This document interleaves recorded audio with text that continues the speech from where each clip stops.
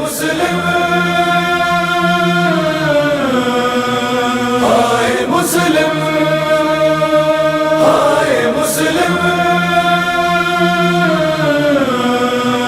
ہائے مسلم اعوذ باللہ من الشیطان الرجیم بسم اللہ الرحمن الرحیم الحمدللہ رب العالمین الصلاۃ والسلام علی اشرف الانبیاء والمرسلین الحمدللہ الذی جعلنا من المتمسکین بولایت امیر المؤمنین بولایت فاطمہ زہرا سیدۃ النساء العالمین ملکہ عالمین و آلہ الطیبین الطاہرین المعصومین ولعنۃ اللہ علی اعدائہم اجمعین من یومنا ھذا الی یوم الدین اما بعد فقد قال اللہ تبارک و تعالی فی کتابہ المبین وہو اصدق الصادقین ان اللہ و ملائکتہ یصلون علی النبی یا ایھا الذین آمنوا صلوا علیہ وسلموا تسلیما اللہم صل علی محمد وعلی محمد۔ بسم اللہ الرحمن الرحیم۔ تمام تعریفیں اللہ کے لیے، درود و سلام محمد و آل محمد کے لیے۔ اللہم صلی علی محمد و آل محمد۔ 9 ماہ ذی الحج 1443 ہجری حضرت مسلم بن عقیل علیہ السلام کی شہادت کی مجلس سے میں نے یوٹیوب پر اپنا سلسلہ خطابت کا آغاز کیا تھا، اور سفیر امام حسین علیہ السلام ہی کی سفارت کا معجزہ اور برکت ہے کہ آج 9 ذی الحج 1444 ہجری کو میں اپنی 84ویں مجلس کامل کرنے جا رہی ہوں۔ الحمدللہ میں محمد و آل محمد کی تہہ دل سے شکر گزار ہوں اور دعا گو ہوں کہ پروردگار عالم میں جب تک زندہ رہوں شہزادی کونین سلام اللہ علیہا اور آپ کے اہل بیت اطہار علیہ السلام کے فضائل و مصائب اسی طرح بیان کرتی رہوں، آمین یا رب العالمین۔ اور اس کے علاوہ سیرت شہزادی ثانی زہرا سلام اللہ علیہا کو مشعل راہ بنا کر پرچم امام حسین علیہ السلام کو ساتھ لے کر یہ سفارت عزاداری امام مظلوم علیہ السلام کا سفر علم و نور معرفت کے ساتھ بوسیلہ محمد و آل محمد 1445 ہجری میں بھی یہ منزل ثانی کی طرف گامزن رہے، الہی آمین بشرط زندگی۔ پروردگار عالم کی شکر گزار ہوں کہ اس نے خدمت محمد و آل محمد کے لیے میرا انتخاب کیا۔ پروردگار عالم تو مجھے مزید توفیق عطا فرما کہ میں اپنے اس منصب کے ساتھ زندگی گزاروں، آمین یا رب العالمین۔ تمہیدی گفتگو میں خاندان بنی ہاشم کی بزرگی اور عظمت کا اظہار اس طرح پیش کروں گی کہ پروردگار عالم نے اپنی رحمت ازلی اور کلی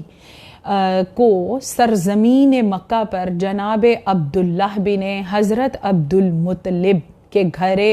اطہر کو ایسی زینت اور رونق افروز فرمایا کہ 17 ماہ ربیع الاول کو رسول اللہ صلی اللہ علیہ وآلہ وسلم کے نور مبارک کا ظہور سرزمین مکہ پر ہوا۔ اور جب یہ خبر حضرت عمران علیہ السلام کے گھر میں پہنچی تو آپ کی زوجہ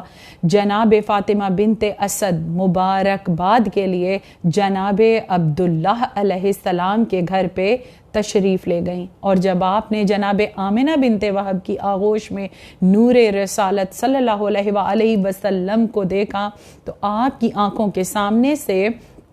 حقیقت باطنیہ کے حجابات کو ہٹا دیا گیا، اور آپ نے مسکرا کر جناب عمران کی طرف دیکھا اور فرمایا کہ پروردگار عالم نے آمنہ کی آغوش میں کس قدر بزرگ اور نورانی بچہ عطا فرمایا ہے۔ حضرت عمران علیہ السلام نے مسکرا کر مبارکباد کو وصول کیا اور فرمایا کہ آج سے ٹھیک 30 برس کے بعد پروردگار عالم آپ کو بھی ایک ایسا ہی بیٹا عطا فرمائے گا۔ اور یہی ہوا کہ بروز جمعہ 30 عام الفیل 13 ماہ رجب المرجب کو کعبۃ اللہ میں امیر المؤمنین علی ابن ابی طالب علیہ السلام کا ظہور ہوا۔ اس کے علاوہ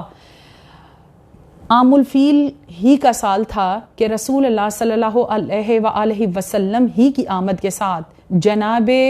ابو طالب کے ہاں جناب طالب کی آمد ہوئی، یعنی سن و سال میں جناب طالب اور رسول اللہ صلی اللہ علیہ وآلہ وسلم برابر ہیں، اور اس کے ٹھیک 10 برس کے بعد جناب عقیل کی اس دنیا میں آمد ہوئی، اور آپ کے ٹھیک 10 سال کے بعد جناب جعفر طیار کی آمد اس دنیا میں ہوئی، اور اس کے 10 سال کے بعد مولا کائنات علی ابن ابی طالب علیہ السلام کا ظہور ہوا۔ دیکھیے، کسی خاندان کی عظمت اور بزرگی اور شرف کے لیے اگر کوئی ایک شخصیت مشہور ہو جائے، معروف ہو جائے، تو یہ بات بہت کافی ہوتی ہے، لیکن یہ خاندان بنی ہاشم وہ خاندان ہے جس میں جناب عمران علیہ السلام کو ہی خصوصی طور پر یہ فضیلت حاصل ہے کہ آپ کو پروردگار عالم نے جو 4 بیٹے عطا فرمائے، وہ چاروں کے 4 ہی مشہور و معروف ہوئے، جن میں جناب طالب اس دنیا سے جلدی رخصت فرما گئے، لیکن آپ کے بابا کے نام کے ساتھ سرکار ابو طالب کے نام کے ساتھ آپ کا نام تاریخ کی کتابوں میں روشن اور منور رہا۔ اسی طرح جناب عقیل علیہ السلام وہ ہستی ہیں کہ جن کے لیے مولائے کائنات علی ابن ابی طالب علیہ السلام نے رسول اللہ صلی اللہ علیہ وآلہ وسلم سے دریافت کیا، کیا آپ عقیل کو بہت چاہتے ہیں؟ رسول اللہ صلی اللہ علیہ وآلہ وسلم نے فرمایا، بے شک 2 نسبتوں سے میں عقیل کو بہت چاہتا ہوں۔ پہلی نسبت یہ کہ وہ ہو بہو شکل و شباہت، رفتار و گفتار، فہم و فراست میں میرے چچا جناب عمران کی صورت ہے، اور دوسری فضیلت جناب عقیل کی یہ ہے کہ پروردگار عالم ان کو ایک ایسا بیٹا عطا فرمائے گا جس کا نام مسلم ہوگا۔ مسلم بن عقیل علیہ السلام وہ ہستی ہیں جن کی آمد کی خبر رسول اللہ صلی اللہ علیہ وآلہ وسلم نے اس سے قبل ہی حدیث کی صورت میں دے دی تھی۔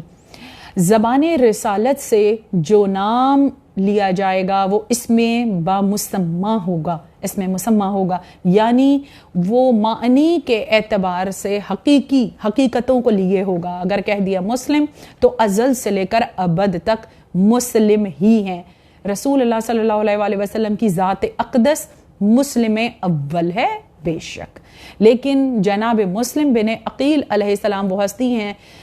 امت مسلمہ کے لیے جن کے لیے حضرت ابراہیم علیہ السلام نے دعا کی تھی کہ پروردگار عالم تو میری اولاد میں ایک مسلم کو ہمیشہ زندہ رکھنا۔ حضرت مسلم بن عقیل علیہ السلام کے لیے مزید رسول اللہ صلی اللہ علیہ وآلہ وسلم نے حدیث مبارکہ میں ارشاد فرمایا، اب آپ کی آنکھوں سے اشک بہنے لگے، اور اشک بہتے بہتے آپ کی ریش مبارک سے ہوتے ہوئے آپ کے سینہ اقدس تک پہنچ گئے، اور آپ نے امیر کائنات سے فرمایا کہ مسلم وہ ہوں گے کہ جو میرے بیٹے حسین پر سے اپنی جان کو قربان کریں گے، ان پر ملائکہ گریا کریں گے۔ جو شخص بھی مسلم پر گریا کرے گا، ملائکہ اس شخص کے لیے درود پڑھیں گے۔ جناب عقیل علیہ السلام کو یہ فضیلت حاصل ہے کہ آپ کے 7 بیٹوں کی ازواج مطہرات مولا علی علیہ السلام کی دختران مبارکہ ہیں۔ اس کے علاوہ جناب عقیل علیہ السلام وہ ہستی ہیں کہ جب مولائے کائنات علی ابن ابی طالب علیہ السلام کوفہ تشریف لے گئے اور اس کو دارالخلافہ بنایا، تو جناب عقیل علیہ السلام کو اپنی جگہ مدینہ منورہ کا گورنر بھی بنایا تھا۔ جناب عقیل علیہ السلام کے 12 بیٹے میدان کربلا میں شہید ہوئے۔ اس کے علاوہ آپ کے پوتے کربلا کے شہداء میں شامل ہیں، جن میں سر فہرست جناب مسلم بن عقیل علیہ السلام ہیں۔ آپ کے بعد جناب جعفر طیار علیہ السلام کے لیے رسول اللہ صلی اللہ علیہ وآلہ وسلم نے فرمایا، پروردگار عالم نے 2 پر زمرد کے ان کو عطا کیے جن سے وہ جنت میں ملائکہ کے ہمراہ پرواز کرتے ہیں، اور جناب جعفر طیار علیہ السلام کی اولاد بھی میدان کربلا میں شہداء کی صورت میں زندہ و جاوید ہے، جس میں جناب زینب عالیہ کے بیٹے جناب محمد اور جناب اون بن جناب عبداللہ بن جناب جعفر طیار ہیں، اور ان کے علاوہ جناب ام کلثوم کے بیٹے جناب قاسم بن جناب اون بن جناب جعفر طیار کی قربانی بھی کربلا میں پیش کی گئی، اور مولا کائنات علی ابن ابی طالب علیہ السلام کا نام تاریخ اسلام نہیں پوری کائنات میں روشن اور منور ہے۔ اس طرح جناب عمران علیہ السلام کے چاروں بیٹے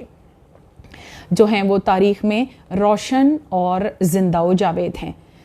اس کے علاوہ آپ کی ایک بہن جناب ام ہانی بھی ہیں جن کا کردار تاریخ اسلام میں نمایاں ملتا ہے۔ تاریخ بنی ہاشم آپ کی عظمت، بزرگی، فصاحت و بلاغت سے انکار نہیں کیا جا سکتا۔ اس کے ساتھ ساتھ بنی ہاشم کی شجاعت کی دھات بھی پورے عرب میں بیٹھ چکی تھی، جس میں جناب مسلم بن عقیل کا تذکرہ میں خصوصی طور پر اس طرح کروں گی کہ مولا کائنات علی ابن ابی طالب علیہ السلام نے پہلی جنگ جناب مسلم کی وہ تھی کہ جو جنگ صفین ہے، جس میں مولا علی علیہ السلام نے لشکر کو 5 صف بندیوں میں تقسیم کیا، اسی لیے لشکر کو الخمیس بھی اس نسبت سے کہا جاتا تھا۔ اس وقت خیبر شکن کے پاس ایسے شجاع موجود تھے جن کی مثال تاریخ اسلام میں نہیں ملتی، جن میں جناب مالک اشتر، جناب محمد حنفیہ، جناب مسلم بن عقیل، ابو الفضل العباس علمدار علیہ السلام۔ آپ ان ہستیوں نے ایسے اپنی شجاعت دکھائی کہ تمام مخلوق کو کہنا پڑا کہ بہادری تو خیبر شکنی جو ہے وہ اس خاندان کے خون اور رگوں میں شامل ہے۔ آپ تلواروں سے اغیار کے سروں کو ایسے اڑاتے تھے جیسے گندم کی تیار فصل کو کاٹا جاتا ہے۔ مولا کائنات علی ابن ابی طالب علیہ السلام نے قلب لشکر کا علم اپنے دست قدرت شعار میں رکھا، لیکن میمنہ کا علم محمد حنفیہ اور میسرہ کا علم بردار مسلم بن عقیل علیہ السلام کو بنا دیا تھا۔ شجاعت کی دھات مسلم بن عقیل نے بٹھا دی تھی، اور اسی نسبت سے مولا کائنات علی ابن ابی طالب نے ان کو ثانی خیبر شکن اور ثانی امیر کائنات کا لقب بھی اور خطاب بھی عطا فرمایا تھا۔ اس کے علاوہ آپ نے مولا کائنات علی ابن ابی طالب نے اپنی بیٹی جناب رقیہ بنت علی کا ہاتھ جناب مسلم بن عقیل علیہ السلام کے ہاتھ میں بھی دیا۔ آپ مولا علی کے داماد بھی ہیں۔ اب جناب مسلم بن عقیل علیہ السلام کے مرتبے اور منزلت میں آپ کو وہ مرتبے اور منزلتیں عطا ہوئیں جو امام حسین علیہ السلام کی طرف سے عطا ہو رہی تھیں، جن میں سب سے پہلا مرتبہ جو ہے وہ ہے مرتبہ وکالت کا۔ آپ امام حسین علیہ السلام کی طرف سے کوفہ تشریف لے گئے اور وکیل کے طور پر آپ نے اپنے کردار کو ادا کیا۔ دیکھیے پروردگار عالم کی توحید، اس کی وحدانیت پر چہاردہ معصومین علیہ السلام وکیل ہوئے، اور چہاردہ معصومین علیہ السلام کی طرف سے مسلم بن عقیل علیہ السلام کوفے میں وکیل بن کر تشریف لے گئے، اور یہ وہی وکیل ہے جو پروردگار عالم اسماء الحسنہ بھی ہے اور کلام پاک کی آیت بھی ہے کہ حسبی اللہ و نعم الوکیل نعم المولا و نعم النصیر۔ ہم اپنے معاملات میں جب خود بات نہیں کر سکتے تو پھر اپنا کسی کو وکیل مقرر کرتے ہیں، تو مسلم بن عقیل علیہ السلام امام حسین علیہ السلام کی طرف سے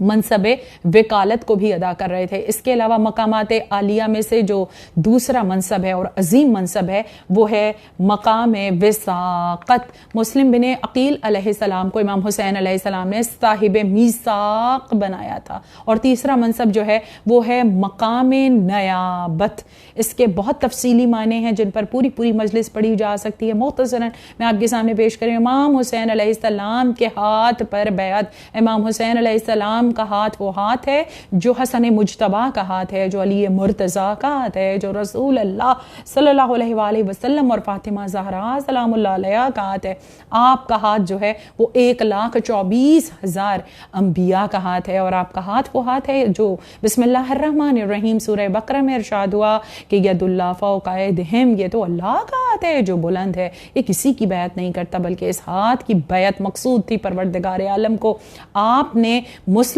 بن عقیل علیہ السلام کے ہاتھ پر بیعت کا حکم دے کر مسلم کو اپنا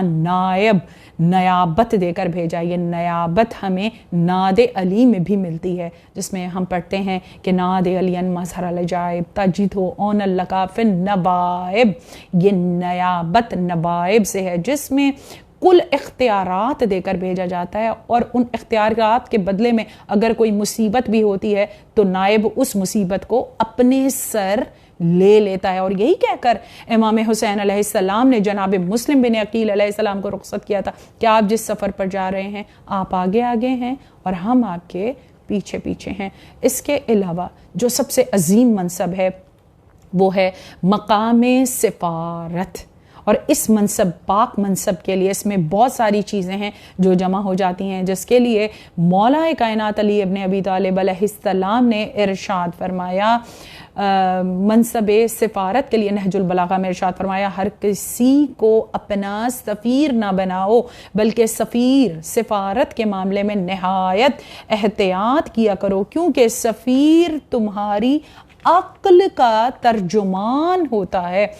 اب آپ سمجھے کہ سفیر اور رسول میں بہت بڑا فرق ہے. پیغام لے کے جانے والا تو رسول بھی کہلاتا ہے نا، جیسے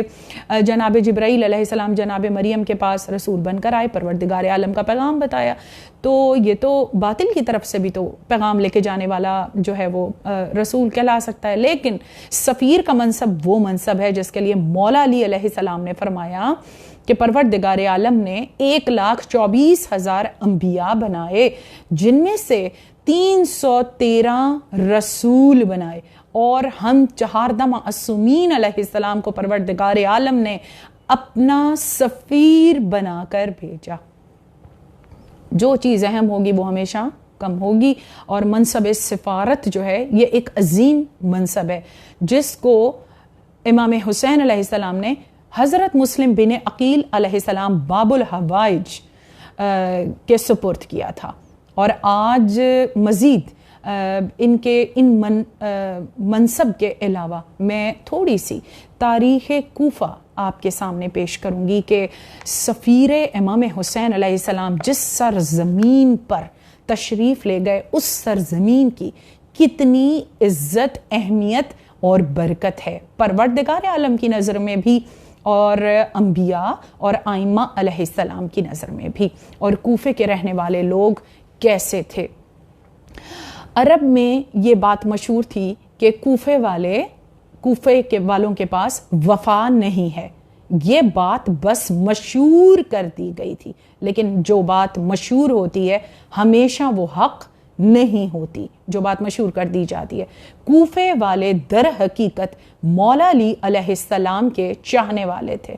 اب کوفے کی اہمیت کو میں آپ کے سامنے وہاں سے پیش کروں گی کہ کوفہ زمینی اعتبار سے کس قدر اہم شہر ہے. یہ انبیاء کرام کا شہر ہے.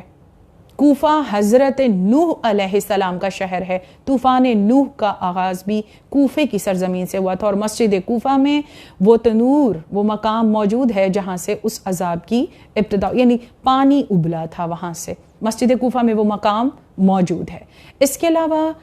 حضرت نوح کے علاوہ مسجد سہلا میں حضرت ابراہیم علیہ السلام کا مقام اور انبیاء علیہ السلام کے مکانات موجود ہیں. اور مسجد کوفہ میں وہ 40 مصلی موجود ہے جہاں انبیاء علیہ السلام نے نماز پڑھی. بالخصوص رسول اللہ صلی اللہ علیہ وآلہ وسلم کا مصلی پاک بھی موجود ہے، جہاں پر زائرین کرام جا کر 2 رکعت نماز ادا کرتے ہیں. مسجد کوفہ کی اہمیت کا اندازہ اس بات سے بھی لگایا جا سکتا ہے کہ ظہور قائم آل محمد علیہ السلام کے ساتھ ہی نجف اشرف کی حدود، قادسیہ، غازریہ، ناصریہ، یعنی کربلا اور کوفہ کی حدود کو ملا دیا جائے گا پرانی حدود کے مطابق. اور اسی شہر کو امام زمانہ علیہ السلام اپنا دارالخلافہ بھی بنانے والے ہیں. نہ صرف تاریخی اعتبار سے بلکہ آنے والے دور میں بھی کوفے کی زمین نہایت اہم ہے. اور جب ہم مشی کے لیے جاتے ہیں تو ہم نے دیکھا ہے نجف سے کربلا، ماشاءاللہ کوفے والوں کی ضیافت اور ان کی محبت کس قدر ہوتی ہے زائرین امام حسین علیہ السلام کے لیے. اسی طرح کوفے والے مولا علی علیہ السلام کو کس قدر چاہتے تھے کہ یہ اس قدر اہم تجارتی اور علمی مرکز بنایا مولا علی نے کہ مسجد کوفہ کے منبر پر بیٹھ کر ہی آپ نے دعویٰ سلونی کیا کہ پوچھو مجھ سے پوچھو، میں زمینوں سے زیادہ آسمانوں کے راستوں سے واقف ہوں. اور اسی مسجد کوفہ کی عظمت اور تعظیم کو سنبھالے ہوئے ہے مختار ثقفی اور جناب مسلم بن عقیل باب الحوائج. علی کے 2 شیروں نے کوفے کی مسجد کو سنبھال رکھا ہے، اس کی عظمت اور تکریم کو. اور مولا علی علیہ السلام کی شہادت کی نسبت سے بھی اس مسجد اور اس سرزمین کی اہمیت واضح ہے. کوفے والے نہ صرف مولا علی کو چاہتے تھے بلکہ اس میں مقیم 70 قبائل اس وقت امام حسین علیہ السلام کے منتظر تھے. کوفے میں رہنے والے وہ لوگ جن کے 80,000 مکانات اس وقت موجود تھے، اس کی آبادی سن 60 ہجری میں 50 گنا بڑھ گئی تھی، اور اس کے گرد و نواح جو شہر اور قصبے آباد تھے، جو قریے آباد تھے، ان میں رہنے والے لوگوں نے بھی امام حسین علیہ السلام کو خطوط لکھ کر اپنی محبت کا اظہار کیا تھا کہ آپ آئیے، ہم حجت تمام کر رہے ہیں، ہم آپ کے ہاتھ پر بیعت کرنا چاہتے ہیں. اگر ہم نے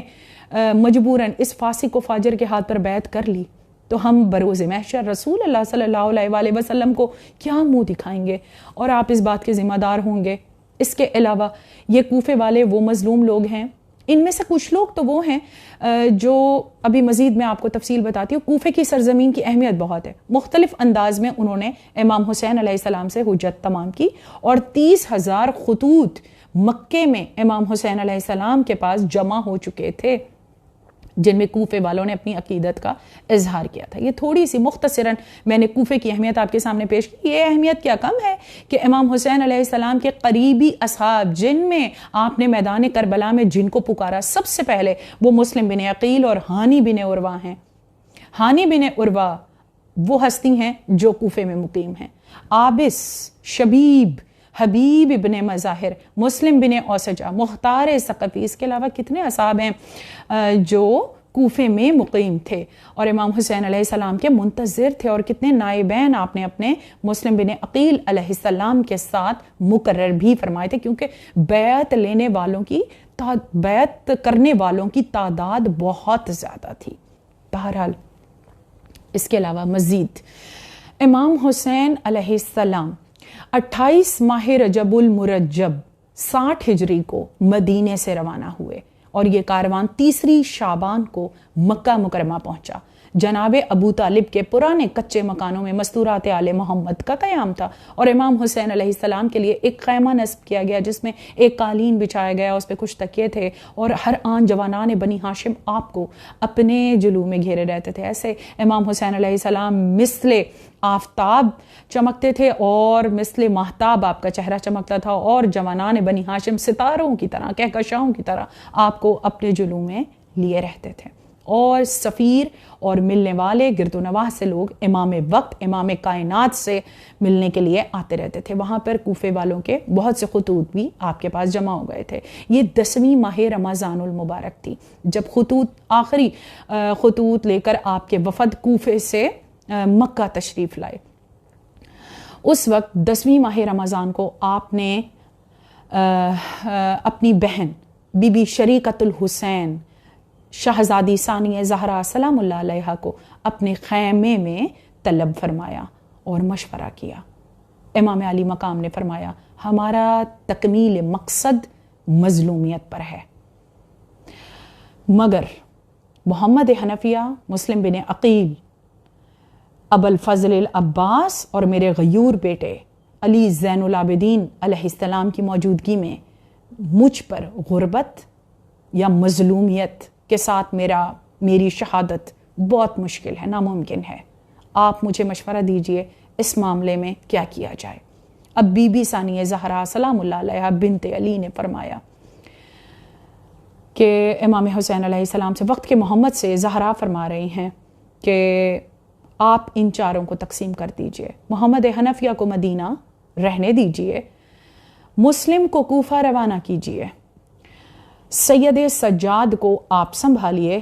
ابوالفضل العباس جانے اور زینب جانے. عباس زین تو چھوڑ دے گا لیکن تلوار نیام سے نہیں نکلے گی. بی بی ثانیہ زہرا سلام اللہ علیہا کا مشورہ تھا کہ امام حسین علیہ السلام نے جناب مسلم بن عقیل علیہ السلام کو اپنے خیمے میں طلب فرمایا. اور اس وقت اپنے ہاتھ سے لکھا ہوا ایک خط جو کوفے والوں کے نام تھا، جس میں حجت تمام کی گئی تھی کہ میں مسلم کو اپنا سفیر بنا کر بھیج رہا ہوں، یہ میرے خاندان سے ہے، یہ بہادر ہے، اس کی فصاحت و بلاغت ہماری ہے، اس کا ہاتھ میرا ہاتھ ہے، اس کے ہاتھ پر تم نے بیعت کی تو گویا میرے ہاتھ پر بیعت کی، اور جس نے میرے ہاتھ پر بیعت کی اس نے رسول اللہ صلی اللہ علیہ وآلہ وسلم کے ہاتھ پر بیعت کی۔ امام حسین علیہ السلام نے جناب مسلم علیہ السلام کی طرف اپنی نگاہوں کو اٹھایا اور آپ کی آنکھوں سے آنسو بہنے لگے۔ اب جناب مسلم بن عقیل علیہ السلام اپنے آقا و مولا کے سامنے سر کو جھکائے ہوئے ہیں اور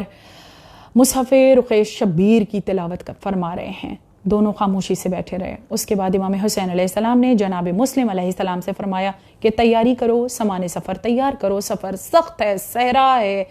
پہاڑ نوکیلے ہیں، گرمی کا سفر ہے، کوفے جاؤ اور کوفے والوں سے وہاں کے حالات پتہ کرو اور ہمیں ان سے آگاہ کرو۔ جس سفر پہ تم جا رہے ہو وہی ہماری منزل ہے، تم پہلے پہنچو گے، ہم بعد میں پہنچیں گے۔ اس کے بعد حضرت مسلم بن عقیل علیہ السلام نے سامان سفر کی تیاری شروع کی۔ اب اس منظر کو یہیں روک دیتے ہیں۔ حضرت مسلم بن عقیل علیہ السلام نے اپنے سفر کا آغاز 14 ماہ رمضان المبارک یعنی 15 کی صبح سحری کا وقت تھا، جب آپ مکے سے کوفے کی جانب تشریف لے گئے۔ کوفے میں آپ 5 شوال المکرم کو پہنچے۔ آپ شب میں داخل ہونا آپ نے مناسب نہیں سمجھا، اس لیے آپ 6 شوال المکرم کو جناب مختار ثقفی کے مکان میں آپ نے قیام کیا اور آپ پہنچے۔ اس کے بعد تمام کوفے والوں کو جمع کیا گیا مسجد میں اور ان سے آپ نے خطبہ، وہ عظیم خطبہ جس میں آپ نے خط امام حسین علیہ السلام پڑھ کر سنایا تھا، وہ خطبہ ہے، طویل خطبہ ہے جو حضرت مسلم بن عقیل علیہ السلام نے پڑھا، جس میں سفیر امام حسین علیہ السلام نے کوفے میں بیان فرمایا۔ بہت ساری چیزیں ہیں، بہرحال میں اس سے گزرتی جاؤں گی، اس کو اتنی تفصیل سے ایک مجلس میں بیان کرنا تو مشکل ہے۔ بہرحال آپ نے اس خط میں یہ پڑھ کر سنایا جس کا مفہوم یہ تھا کہ اے گروہ مومنین و مسلمین، تمہارے لاتعداد خطوط ہم تک پہنچے، جن میں سے آخری خطوط فرزند ہانی اور جناب سعید لے کر آئے۔ تم نے ہم پر حجت کی ہے، ہم بھی اتمام حجت کے لیے اپنے خاندان کے معزز ترین معتمد ترین چچا زاد کو تمہاری طرف روانہ کریں۔ تم سب ان کی پذیرائی کی تو ہم بھی ضرور تشریف لائیں گے۔ تم سب نے امامت کے بارے میں سوال کیا ہے تو سنو، ہماری حیات طیبہ میں کوئی دوسرا امام نہیں ہو سکتا مگر وہ جو قرآن کے ساتھ حکومت کرے، جو قائم بالقسط و عدل و انصاف ہو، اللہ کے دین کو قائم کرنے والا ہو، رضائے الہی کے سامنے اپنے نفس کو جھکانے والا ہو۔ مختصراً میں نے امام حسین علیہ السلام کے خط کی تھوڑی سی تحریر آپ کے سامنے پیش کی۔ اس کے علاوہ جناب مسلم نے امام حسین علیہ السلام کے جب فضائل بیان کرنے شروع کیے تو کوفے والے داڑے مار مار کر رو رہے تھے۔ یہ 6 ماہ شوال ہے۔ جناب مسلم نے فرمایا، اللہ نے سرور کونین کے نور کو اپنی ذات کے لیے بلا تشبیہ روح قرار دیا اور امیر کائنات کو اپنا نفس، یہ دونوں ہی روح اللہ اور نفس اللہ فضائل بیان کر رہے ہیں۔ جناب مسلم فرماتے ہیں اللہ نے ان دونوں ذوات اطہار میں سے اپنی مشیت و خواہش کا تاج قرار دیا اور دوسری ذات کو اپنے ارادوں کی تلوار قرار دیا۔ اللہ جو کچھ چاہتا ہے اپنے حبیب کے ذریعے چاہتا ہے، جو کرتا ہے اللہ ان کے ذریعے سے کرتا ہے، اور ان کے جانشین جو ہیں وہ حسین علیہ السلام ہیں۔ مزید آپ نے فرمایا کہ امیر کائنات جو کرتے ہیں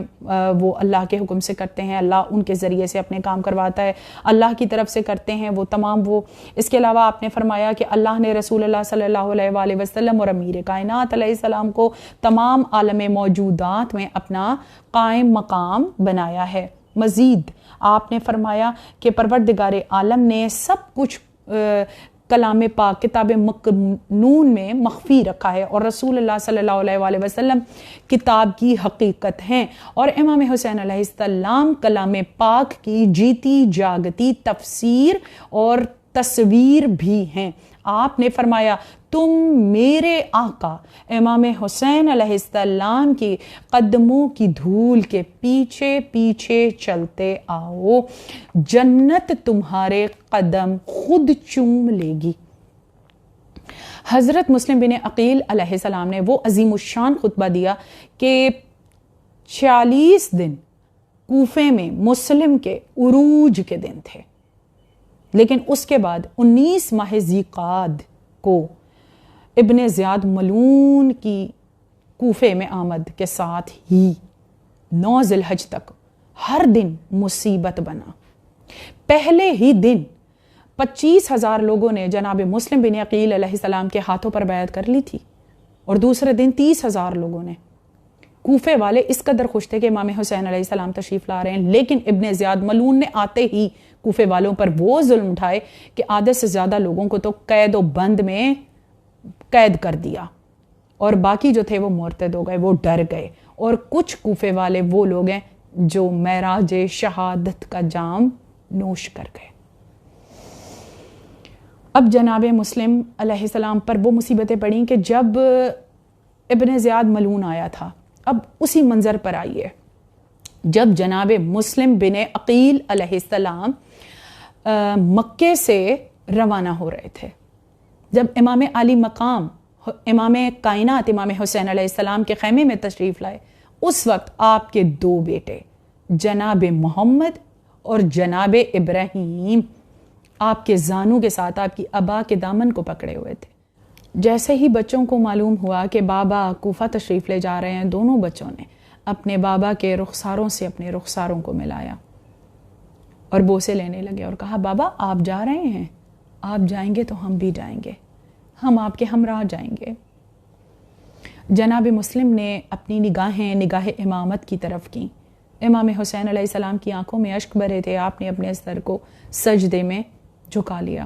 جناب مسلم دونوں بچوں کے ہمراہ ان کے بوسے لیتے ہوئے اپنے خیمے میں تشریف لائے. مستورات بنی ہاشم کو معلوم ہو چکا تھا کہ مسلم کوفے جا رہے ہیں. اب تیاری اور سامان سفر کا انتظام ہونے لگا اور جناب مسلم نے دونوں بچوں محمد و ابراہیم سے کہا کہ جب شب کی عبادت نماز عشاء کے بعد آپ کے امام وقت امام علی مقام امام حسین علیہ السلام اپنے خیمے میں آئیں گے تو آپ اپنی والدہ گرامی کے ساتھ جا کر ان سے سفر پہ جانے کی اجازت لے لیجئے گا. اب جب رات ہوئی اور نماز عشاء سے فارغ ہو کر امام حسین آئے تو جناب رقیہ جو جناب عباس علمدار کی بہن بھی ہیں، بی بی ام البنین کی بیٹی اور بنت امیر کائنات بھی ہیں، امام علی مقام کے خیمے میں تشریف لائیں اور آپ نے اپنی طرف سے امام حسین علیہ السلام نے فرمایا کہ اپنی والدہ گرامی کو سفارشی بنا کر لائے ہو، تو دونوں بچوں نے سر کو جھکا دیا. امام حسین علیہ السلام نے فرمایا سفر سخت ہے، گرمی کا موسم ہے، پتھریلا راستہ ہے، لیکن بچوں کو اجازت مل گئی اور بچے جب خوشی خوشی اپنے خیمے میں آئے تو اب ماں نے اپنے بچوں کو سنوارنا شروع کیا. اس طرح سنوارا کہ نئی پوشاکیں بھی پہنائیں، زلفیں مبارک بھی سنواری، پیشانی کے بوسے لے دی ہیں، رخساروں کے بوسے لیتی ہیں، بابا کے ساتھ جا رہے ہو، ساری ہدایات بھی کرتی ہیں جیسے ماؤں کا دستور ہوتا ہے. مگر محمد و آل محمد کے گھر کی عورتیں اور بچے ہیں کہ جن کو سکھانے یا سمجھانے کی ضرورت نہیں ہوتی، ان کے ارادے وہ ہوتے ہیں جو اللہ کے ارادے ہوتے ہیں. یہ باب الہوائی ہستیاں ہیں. بی بی رقیہ نے اپنے دونوں بچوں کو تیار کیا اور پھر دونوں بچوں کو بہنوں نے بھی بوسے لیے اور رخصت ہوئیں اور بہنوں نے اپنے بھائیوں سے کہا کہ ہم تمہیں بہت چاہتے ہیں، ہم تمہارے بغیر نہیں رہ سکتے، بابا کے ساتھ جلدی واپسی کرنا اور اگر ہو سکے تو عید سے پہلے ضرور آنا، عید پر ہمارا دل تمہارے بغیر نہیں لگے گا. اور اس کے علاوہ جناب رقیہ اپنے والی کے پاس تشریف لے گئیں اور پھر سر جھکا کر عرض کرتی ہیں کہ میں جانتی ہوں کہ آپ محمد و ابراہیم کو بہت چاہتے ہیں اور سفر میں ان کا خیال بھی رکھیں گے، لیکن دن بھر آپ مصروف ہوں گے، آپ کے ذمے امامت کی نیابت بھی ہے اور بڑا منصب ہے سفارت کا، آپ کو اس کی ادائیگی بھی کرنی ہے، لیکن جب شب ہو نا تو میرے بچوں کو اپنے سینے پر سلائیے گا، کیونکہ ماں کا پیار الگ ہوتا ہے، باپ کا پیار الگ ہوتا ہے، لیکن شب میں میرے بچے آپ سے دور نہ رہیں. بی بی نے بس اتنا ہی کہا اور جناب مسلم بن عقیل کوفے کی طرف روانہ ہو گئے. بس پھر وہ منظر بھی دیکھا، آل محمد نے وہ منظر بھی دیکھا کہ عید کا روز تھا اور امام حسین علیہ السلام جناب مسلم کی بیٹیوں کے کانوں میں بالیاں پہنا رہے تھے، آنکھوں سے اشک جاری تھے. وہ یتیمی کے گوہر تھے جو حسین یتیم بچیوں کے کانوں میں پہنا رہے تھے. اور جناب مسلم بن عقیل علیہ السلام کو جب دارالامارہ کی چھت پر لے جایا گیا اور رات کا وقت تھا, صبح عید تھی, تو جناب مسلم کے سر پہ جہاں جلاد جو ہے وہ تلوار اور خنجر کو لیے کھڑا تھا, تو مسلم کوفے والوں سے یہی کہہ رہے تھے, کوفے والوں تم عید کی تیاریوں میں مشغول ہو, اگر میرے بچے محمد و ابراہیم مل جائیں تو ان کے سروں پر دست شفقت ضرور رکھنا, ایک یتیموں کے سر پہ دست شفقت ضرور رکھنا. اسی لیے عید کے دن ہم یتیموں کی پرستاری کے لیے بھی ضرور جایا کرتے ہیں. جناب مسلم بن عقیل علیہ السلام کی پردرد شہادت کے بروز عید, جس کی لاش کی بے ادبی اور پامالی کی گئی, کوفے کی گلیوں میں تختہ دار پہ لٹکایا گیا. وہی مسلم اسی کا سر تن سے جدا تھا, اور 12ویں محرم تھی کہ کوفے کے دروازے پر وہ سر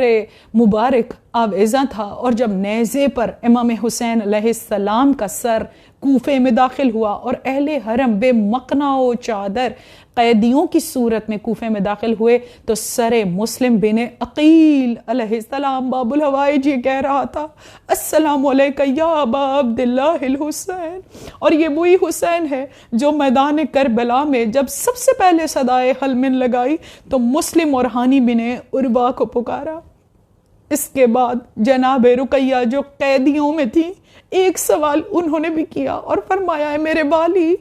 2 بچے میرے ساتھ تھے جن کے سر اپنے ساتھ لائی ہوئی, یہ تو بتاؤ کہ میرے محمد و ابراہیم کا کیا ہوا.